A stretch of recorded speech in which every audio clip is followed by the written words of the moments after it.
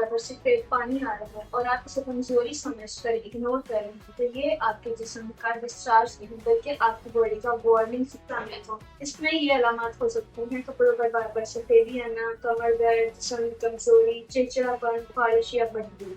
ये कंडीशन कहलाती है लकोरिया। आपको बताती हूँ कुछ बहुत ही आसान घरेलू इलाज। आपने इसमें करना ये है कि रात को नीम गर्म दूध लेना है और इसमें शहद को हल करके पी लेना है। ये भी आपकी बॉडी की स्ट्रेंथ को इम्प्रूव देती है। और दूसरे नंबर पर आपने मेथी दाना रात को भिगोकर सुबह खा लेना है। इससे आपके हार्मोन इम्बैलेंस जो होता है वो बैलेंस हो जाता है। तीसरे नंबर पर आपने ये करना है कि पानी में अदरक डाल के मिक्स करें और इसको अपने वॉश के लिए यूज करें। इससे आपकी इन्फेक्शन कंट्रोल में होगी, आपको फ्रेशनेस मिलेगी और आपका लाइफस्टाइल बेहतर होगा। और असल इम्प्रूवमेंट तब आएगी जब आप अपने स्ट्रेस को कम करेंगे।